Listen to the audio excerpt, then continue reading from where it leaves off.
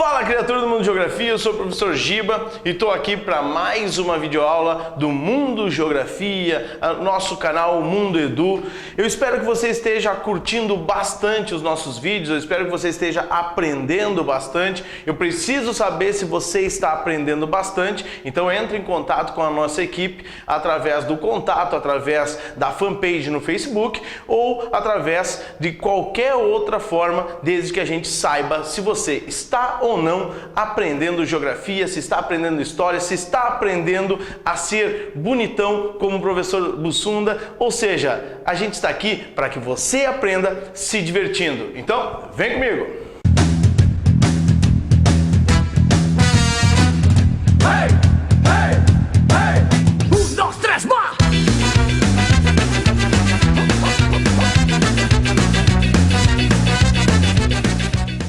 Bom, criatura, hoje a gente vai falar sobre uma das aulas de população. Nós dividimos o assunto demografia, que é o estudo da população, em 4 pedaços.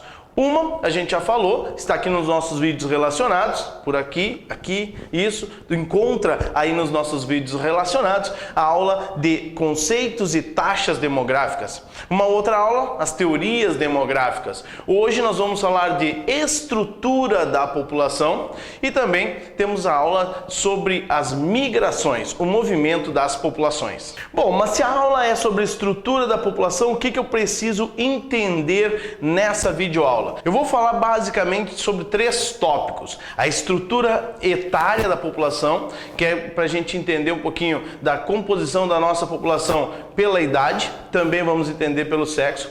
Também vamos entender sobre a estrutura ocupacional da nossa população, que é para que a gente entenda um pouquinho onde essa população trabalha e se essa população trabalha. E também vamos trabalhar sobre o Índice de Desenvolvimento Humano, o IDH, para entender qual é a qualidade de vida socioeconômica dessa população. Vamos falar sobre a estrutura etária da população, sobre os gráficos de estrutura etária, sobre as famosas pirâmides. Não tão famosas assim. As pirâmides etárias, essas sim têm importância para a geografia. Antes de entender sobre um gráfico de estrutura etária, eu tenho que entender um pouquinho como analisar este gráfico. Bom, aqui nós temos um esquema que vai facilitar a sua vida. Aqui nós temos a base, lá em cima nós temos o topo. A base é dada pelos jovens de 0 a 20 anos incompletos. O corpo é dado dos 20 anos aos 60 anos incompletos. E a partir do momento que você completa 60 anos, nós temos o topo, que vai dos 60 ao infinito e além. Ao infinito e além! Jovens, adultos e idosos. Já sabemos a população de acordo com a idade. Quanto mais larga uma faixa, maior o número de pessoas naquela idade. Também podemos entender sobre a composição por gênero, por sexo. O lado direito é o lado das mulheres, o lado esquerdo, o lado dos homens. O lado direito, o sexo forte, as mulheres. O lado esquerdo, o sexo frágil, os homens. Professor, não é o contrário? Não é o sexo feminino que é o sexo frágil? Na verdade, lembra de uma coisa. Nascem mais homens, existem mais mulheres. Como assim? Porque na verdade, o nosso sexo, o sexo masculino, é o sexo frágil. Nós somos mais suscetíveis a uma série de problemas de saúde. Isso mesmo. Na verdade, toda vez que a gente pensa em biologia, lá na prova de biologia, em quase todas as espécies de mamíferos, nascem mais fêmeas do que machos, porque um macho pode fecundar várias fêmeas. Porém, na nossa espécie monogâmica, a gente vai ter mais machos nascendo do que fêmeas. Isso por um motivo bem simples. Os homens são as principais vítimas de uma série de problemas, como por exemplo, a violência, as drogas, o alcoolismo, as guerras e as mulheres. Exatamente isso. Até a mortalidade infantil mata mais meninos do que meninas. E esses meninos, antes que você fale que os homens morrem porque não se cuidam, esses meninos com até 1 ano de idade, eles não estavam usando drogas ou dirigindo em alta velocidade. Mas claro que os homens merecem ser as principais vítimas de algumas coisas. São as pessoas que se colocam em risco antes que alguém reclame e diga que o Giba é um machista. Na verdade, não, o Giba não é um machista. Na verdade, o que a gente tem aqui é simplesmente uma análise demográfica. Os homens, até por volta dos 15 anos, têm um certo equilíbrio, até uma certa vantagem em relação ao número de mulheres. A partir dos 15 anos, os homens se colocam mais em perigo e as mulheres são mais cautelosas, as mulheres são mais maternais, as mulheres se cuidam mais. Você não vê uma mulher andando a 150 km por hora. Não. Ela teria que colocar mais do que a terceira marcha para isso. Então, lembramos. Base, jovens. Corpo, os adultos. Topo, os idosos. Lado direito, o lado das mulheres. Lado esquerdo, o lado dos homens. Não esquece disso. Nunca esqueça disso. Isso será importante em alguma prova, em alguma questão. Mas, professor, eu sempre se esqueço de umas coisas. Como é que vai se lembrar qual é o lado das mulheres, o lado dos homens na hora da minha prova? Hã? E agora? Eu falei que as mulheres vivem mais, as mulheres se cuidam mais. Consequentemente, os homens morrem mais cedo. Mulheres têm maior esperança de vida, maior expectativa de vida. Consequentemente, existem mais mulheres do que homens na fase idosa. Percebe nessa pirâmide? O topo é mais largo do lado direito, portanto, esse será o lado das mulheres. Lembra daqueles grupos de melhor idade? Existe um velhinho dançando com uma velhinha e 20 velhinhas dançando entre elas. Existem mais mulheres na fase idosa do que homens.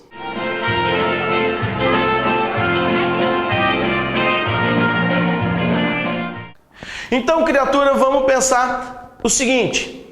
Um país pobre é um país que apresenta uma grande fecundidade, ou seja, um grande número de filhos por mulher e uma baixa expectativa de vida. Como a pirâmide da Tanzânia, aqui, um país africano, que eu percebo um elevado número de jovens e um baixíssimo número de idosos.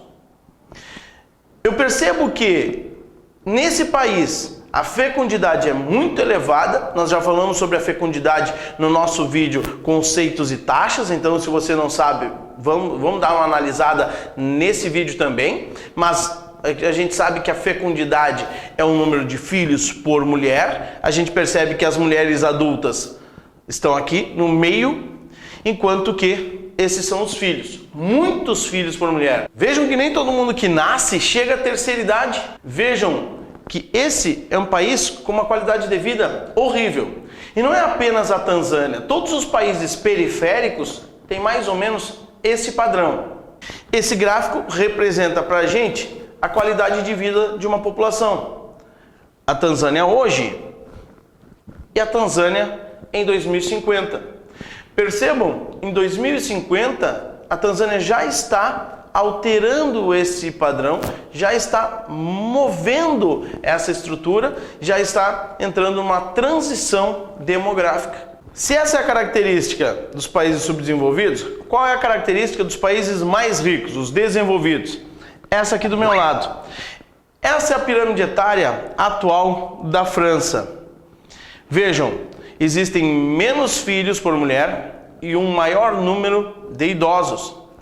Percebam que a tal da pirâmide está quase virando um retângulo.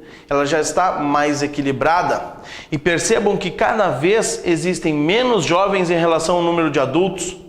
Lembra? Rico não tem filho, rico tem herdeiro. Percebe que nesse país se envelhece com saúde, principalmente as mulheres. Significa então que esse país não tem problemas, é isso? Na verdade, esse país tem outros problemas. A própria França, que é o nosso exemplo, a gente pode perceber, em 2050, ela terá essa pirâmide.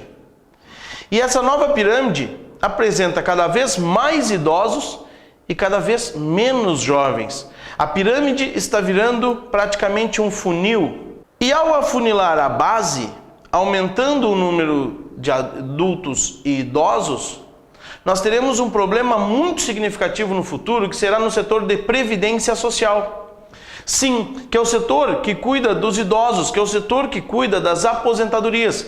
Quanto maior o número de idosos, maior o gasto do governo em aposentadorias. E a própria França, recentemente, alavancou a idade mínima para se aposentar, aumentando o tempo de trabalho, consequentemente aumenta o número de adultos, diminuindo o número de idosos nessa população.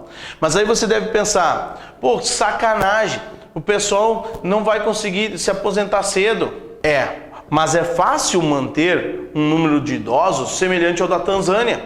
Não é fácil manter um número de idosos semelhante ao da França. Aqui a gente percebe o topo vai até 100 anos. Sim, até 100 anos vai o topo da pirâmide da França. O número de pessoas entre 60 e 100 anos é extremamente elevado para que se mantenha com o custo de impostos. Ou se eleva a idade para se aposentar, ou se aumenta o custo dos impostos para os adultos. Ou, na maior parte dos casos, as duas coisas. Então, criaturas, nós temos aí país pobre, base larga, topo estreito, e temos país rico, base estreita e topo mais largo. Qual é o padrão em que o Brasil se encontra? Uma soma. O Brasil não é nem tão pobre, nem tão rico. O Brasil, na verdade, é um país emergente, que é um nome bonitinho para um país classe média. Um feio bem arrumado, um bonitinho. Sim, o Brasil no máximo é bonitinho. Quando eu disse que o Brasil é uma mistura, é porque o Brasil é um chamado país em transição demográfica. Transição de uma fase em que as pessoas tinham muitos filhos e viviam muito pouco, para uma fase em que as pessoas têm poucos filhos e vivem melhor. Esse processo de transição demográfica, ele pode ser exemplificado como um período em que o país está alterando a sua qualidade de vida pelo processo de urbanização, industrialização, evolução na saúde, evolução na educação, evolução de uma série de coisas que vão melhorar a situação de vida naquele país. A gente percebe que a pirâmide do Brasil é essa. Ela nem é uma pirâmide de topo tão estreito, também não é uma pirâmide de base tão larga. Ela também não se enquadra como aquele retângulo ou algo próximo de um retângulo que a gente percebe nos países ricos. O Brasil é um país que está partindo daquela pirâmide tradicional de país pobre para uma pirâmide de país rico. Ah, professor, então deixa eu ver se eu entendi. Quando o Brasil alcançar a próxima etapa dessa pirâmide, uma pirâmide semelhante aos países ricos, o Brasil então será rico, será o quente do verão. Não, ainda não será o quente do verão. Não é apenas a pirâmide etária que vai definir o desenvolvimento. É uma série de fatores que vão desde o processo colonial ao processo de desenvolvimento, como que a transição demográfica é feita, processo de educação, saúde, distribuição de renda, influência das multinacionais no país e a estrutura ocupacional. Também a gente vai perceber que na estrutura etária, o Brasil está se encaminhando para uma estrutura etária que os países ricos têm. Não quer dizer que ele será rico em breve. Criatura, vamos analisar um processo de transição do Brasil. Aqui, o Brasil em 1980, é essa pirâmide. Aqui na frente, o Brasil atual. Aqui, o Brasil em 2050. Vejam que essa estrutura vai se alterar em poucos anos. Sim, em poucos anos. Os países ricos levaram mais de 200 anos para chegar a essa mudança. Vejam que alguém que nasceu na década de 80 viveu um problema, já que o número de jovens era tão grande que o país não conseguia dar educação e saúde a todos. Essa pessoa, em 2010, passou a ser um adulto. E ela também viveu um outro problema. Nunca existiram tantos adultos no país e o governo não conseguiu gerar emprego para todos. E quando essa pessoa se transformar em idoso, lá por 2040, 2050, nunca teremos tido tantos idosos na população. Mais uma vez essa pessoa enfrentará um problema e provavelmente não vai conseguir se aposentar muito cedo. Eu nasci na década de 80, então eu sou o problema do Brasil. Não é a população que é o problema do Brasil, e sim o seu crescimento muito rápido. O Brasil fez uma transição demográfica muito acelerada e essa evolução muito rápida não dá tempo de o governo evoluir nas estruturas básicas como moradia, transportes, energia, saúde e educação. Quanto mais tempo o país leva para fazer essa transição, melhor será feita a evolução. Segundo tópico da nossa aula de hoje, estrutura ocupacional de um país. O que eu entendo por estrutura ocupacional? Onde a minha população está ocupada, se é que ela está ocupada. Nós temos duas siglas interessantes, a primeira é PEA, População Economicamente Ativa.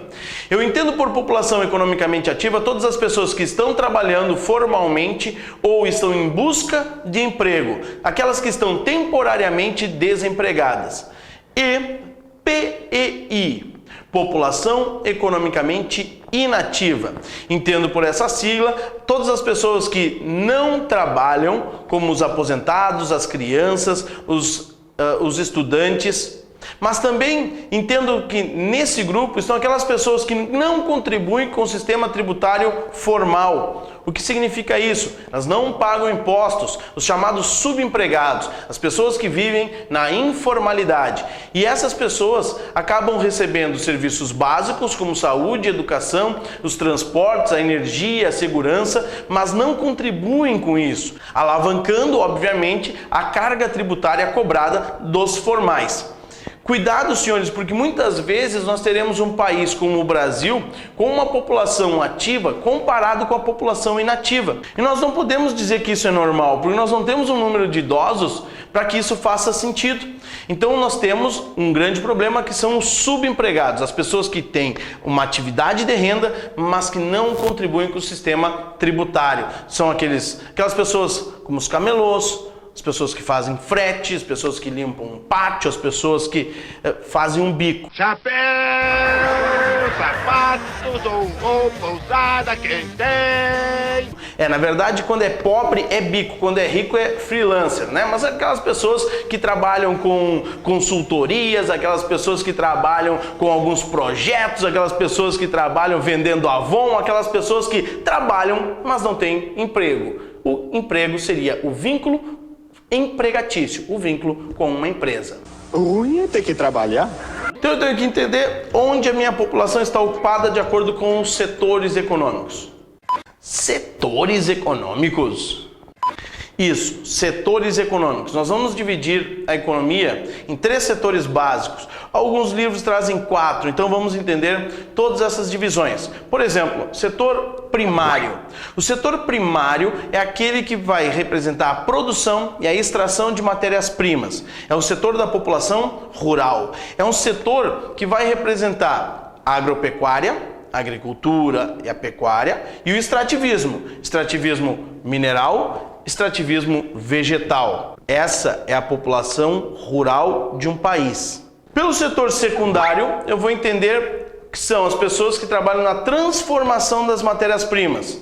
Eu vou entender que o setor secundário é representado pela indústria, mas também pela construção civil e pelas mineradoras. A mineração, tal como a Vale do Rio Doce, a Petrobras, não significa extrativismo. Extrativismo é o lenhador, é o madeireiro, é o pescador. Sim, esse cara está extraindo. A mineração já é um processo industrial, pelo menos é feito em escala industrial. Então a mineração entra como uma das partes do setor secundário. O setor terciário é o setor do comércio e dos serviços. Aqui eu não tenho tanto capital gerado, mas eu tenho um capital girando. Isso significa que há uma grande transferência de capital. É quem trabalha com as telecomunicações, com os bancos, com os transportes, educação, saúde, ou seja, trabalha fazendo com que o capital se movimente. Um país precisa dos dois primeiros setores para gerar capital. A indústria transforma matérias-primas, então ela vai gerar muitas riquezas. O campo gera riquezas, a extração gera riquezas. Já o setor de serviços muito mais movimenta riquezas do que simplesmente gera. Esses são os 3 setores básicos da economia. Mas eu disse que podem ser 4, né? É que o quaternário é um setor que não está separado, é um setor dependente dos outros setores. O quaternário é a pesquisa científica, é o processo de alta tecnologia. O setor quaternário, ele produz para os outros setores. Ninguém faz a tecnologia pela simples tecnologia. Não, as pessoas vão fazer a tecnologia para a agricultura, para a pecuária, para a indústria, para os serviços. Então o quaternário produz para os outros setores. Geralmente nós não vamos trabalhar num gráfico o setor quaternário, porque nem todos os países apresentam um grande número de pessoas nesse setor. Portanto, quando nós vamos trabalhar comparando países desenvolvidos com subdesenvolvidos, as pessoas que trabalham no setor quaternário são encaixadas no setor terciário, o setor dos serviços. Tá vendo esse gráfico aqui? Setor primário, setor secundário, setor terciário. Veja que os países subdesenvolvidos apresentam população concentrada no setor primário. Isso significa que são países agrícolas, são países rurais, são países em que nós vamos ter a concentração da população trabalhando em técnicas manuais, uma agricultura mais arcaica. Já nos países desenvolvidos, como os Estados Unidos, a Alemanha, nós vamos perceber que esse número de pessoas no campo é muito pequeno. Significa então que não produz nada, né? Não, não significa isso. Na verdade, quanto menor a população do primário, maior será a sua produção. Menor população no primário significa mecanização agrícola e aumento da produtividade. E aí nós temos o Brasil. O Brasil é um país que nem é desenvolvido nem subdesenvolvido, né? A gente já disse que ele é um emergente. Ele nem se enquadra como um país subdesenvolvido de população rural, mas também não se enquadra como um país desenvolvido de grande produção industrial. Vejam que o Brasil está mecanizando, mas a indústria não é o carro-chefe do Brasil. Tem mais gente concentrada no setor terciário. Cuidado com isso. O setor terciário no Brasil está vivendo uma fase que nós vamos classificar como hipertrofia do setor terciário. E o que é isso? Hipertrofia do setor terciário significa um inchaço do setor de serviços. Significa que a maior parte das pessoas está concentrada no setor de serviços. Mas o setor de serviços não gera riqueza, lembra que eu já falei disso? Se a geração de riquezas não é tão grande, como eu posso ter tanta gente trabalhando na movimentação dessas riquezas? Aí nasceu a hipertrofia, o inchaço do setor terciário.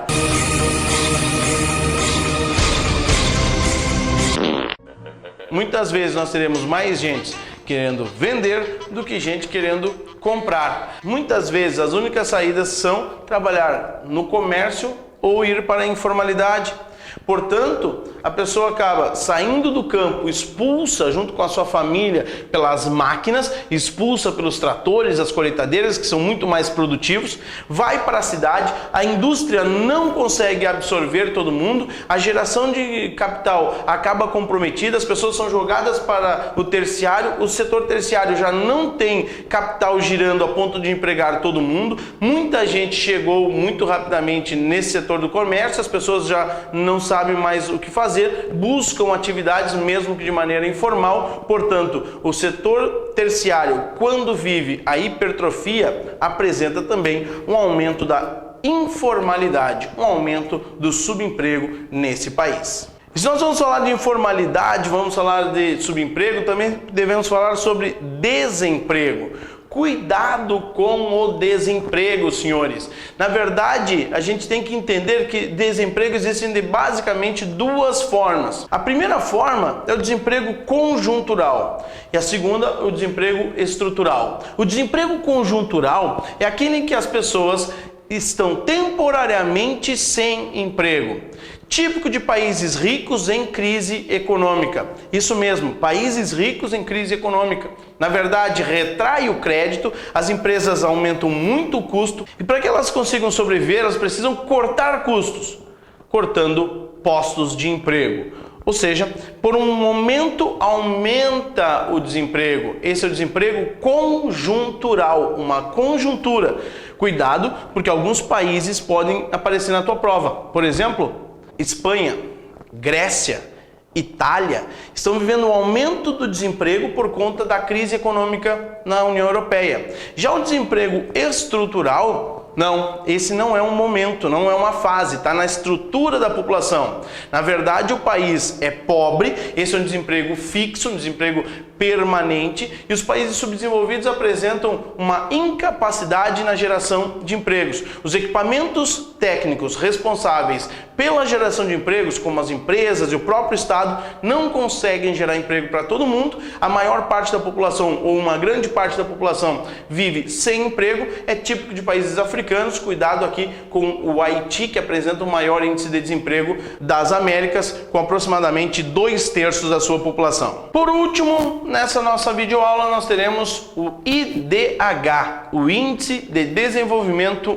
Humano, o melhor indicador sobre qualidade de vida que nós podemos ter. Como eu acho o IDH? Como eu consigo obter o IDH de um país? Basicamente, vamos seguir essa fórmula. IDH é igual saúde mais educação mais renda dividido por 3. Sim, nenhum dos 3 indicadores terá maior peso. Os 3 têm o mesmo peso. Eu vou somá-los, dividindo por 3, eu encontro o IDH. Mas como eu encontro um número para a saúde, para a educação, para a renda? Eu tenho que atribuir valores de 0 a 1 para cada um deles. Então, eu atribuo um valor de 0 a 1, quanto mais próximo de 0, pior, quanto mais próximo de 1, melhor, para saúde, educação e renda, divido por 3 e assim terei o Índice de Desenvolvimento Humano. Não esquenta que ninguém vai pedir para que você faça cálculo nessa hora. É só entender como o cálculo é feito. Saúde mais educação mais renda dividido por 3. Mas como eu meço a saúde de um país? Pela esperança de vida ao nascer, a chamada expectativa de vida. O país que atingir o melhor índice vai fechar 1. Todos os outros vão fechar um número proporcional a ele. Colocamos ali então o nosso índice. A educação é dividida em 2 partes. A escolaridade, o número de anos estudados pelos adultos, e a expectativa de escolaridade, ou seja, o número de anos que uma criança que ingressa na idade escolar, que ingressa na escola, tem de expectativa para estudar. Quanto tempo ela vai estudar? Isso é uma expectativa. Eu pego esses 2 dados e faço a média, eu tenho ali o índice da educação. E a renda será o PIB, que é o Produto Interno Bruto, tudo que se produz internamente de um país, e divido pela população. Assim eu tenho a renda per capita, a renda por cabeça. Vejam, eu não estou trabalhando com a qualidade na saúde, eu não estou trabalhando com o número de médicos a cada 1000 habitantes, eu só trabalho a esperança de vida, considerando que onde se vive mais se tem uma saúde melhor. Não estou trabalhando também com a qualidade da educação. Eu entendo que quanto mais tempo as pessoas ficam na escola, melhor é a educação. Não estamos falando em qualidade. E também não estou considerando a concentração de renda. Eu simplesmente acredito que tudo que é produzido dentro do país fica no país e é dividido igualitariamente entre todas as pessoas. É um índice totalmente mascarado. Porém, é um índice que representa ainda hoje o melhor índice sobre qualidade de vida, ou pelo menos aquele que mais países adotam como indicador. Atualmente, 187 países medem IDH. E como eu vou classificá-los em um ranking? Eu vou dividir por 4. Sim, 187 dividido por 4. 187 países em 4 grupos. Eu fecho o primeiro quarto, do primeiro ao 47º, serão os países de IDH muito elevado. Do 48º ao 94º, nós teremos os países de IDH elevado. A partir daí, mais 47 países, fechando o terceiro quarto, os países de IDH médio. E por último, um grupo com 46 países, os de IDH baixo. Criaturas, vamos analisar alguns dados. Vamos tentar entender alguns dados, mas não te prende nos dados, não te detém nos dados. Não é uma prova de matemática em que as respostas estão nos números, mas sim na análise. Se por acaso alguém na banca da tua prova, ou seu professor de geografia na escola, ou a banca do Ministério da Educação no MEC, lá em Brasília, na prova do Enem, quiserem que você saiba o IDH de Bangladesh, o IDH da China, o IDH da Bósnia, o IDH do Brasil, eles têm que te dar na prova, ele tem que te dar na tabela, num gráfico, ele tem que te dar essa informação. Você não é uma pessoa que vai decorar tudo, você não precisa decorar tudo. Você tem que entender como se chega nesse indicador, mas não precisa decorar um número. Então, de maneira bem superficial, eu entendo que os países de melhor IDH, aqueles países que estão entre os países de IDH mais elevado, aquele primeiro quarto, se encontram principalmente no continente europeu, como a Noruega, há muitos anos como o primeiro colocado, ou os Estados Unidos, Canadá na América do Norte, Austrália e Nova Zelândia na Oceania, o Japão, a Coreia do Sul na Ásia, mas repito, principalmente países do continente europeu, principalmente na parte ocidental desse continente. Nesse grupo nós também temos 2 latino-americanos que estão figurando entre os países de IDH mais elevado, os países aqui do nosso continente que têm a melhor qualidade de vida. Na posição 44, o Chile, na posição 45, a Argentina. Já os países de IDH elevado, que são aqueles países que não têm a melhor qualidade de vida, mas também são afastados da pior qualidade de vida, na sua maioria países do leste europeu, antigas nações socialistas, países latino-americanos como Uruguai, Cuba, México, Venezuela, Peru, Equador, Colômbia, o Brasil na posição 84, alguns anos atrás o Brasil figurava na posição 65, 67, foi caindo um pouquinho mais, está caindo agora de novo, posição 84, posição 85, cuidado, significa que o Brasil está piorando a sua qualidade de vida? Não, não significa que o Brasil esteja piorando a sua qualidade de vida, significa que os outros países estão evoluindo mais rapidamente que o Brasil. Sim, nós estamos atrás de vários países do nosso continente, mas estamos muito à frente de alguns países como, por exemplo, China e Índia. Aí você vai dizer, mas a China é a segunda maior economia do mundo. Sim, mas a partir do momento que a segunda maior economia do mundo é dividida por 1 bilhão e 300 milhões de habitantes, é uma renda extremamente baixa. Já os países de IDH mais baixo, aqueles países de pior qualidade de vida, se concentram principalmente no continente africano. Nós temos algumas exceções nesse grupo, como por exemplo Bangladesh, Iêmen, o Afeganistão, o Paquistão e também temos o Haiti, o país de pior índice de desenvolvimento humano das Américas. Se você quiser saber um pouquinho mais sobre esses dados, eu tenho para você aqui embaixo do nosso vídeo, aqui vai ter um símbolozinho de PDF, você vai ali, diz material de apoio, você imprime esse material, ou pelo menos pega aí na tela do seu computador, analisa, tem algumas coisas que servem como apoio para você, tem os testes também, testes de vestibular, que a gente vai simplificar um pouquinho, vai tentar exercitar para vocês. Vamos também analisar todos os pontos da população, mas, gente, até agora o que a gente está falando é estrutura, a gente está falando em comparação. Cuidado, a sua prova vai pedir dados que estão em gráficos e vai dizer de acordo com o gráfico, de acordo com o texto. Antes de mais nada, a prova de geografia é uma prova de português. Na verdade, você tem que saber interpretar dados.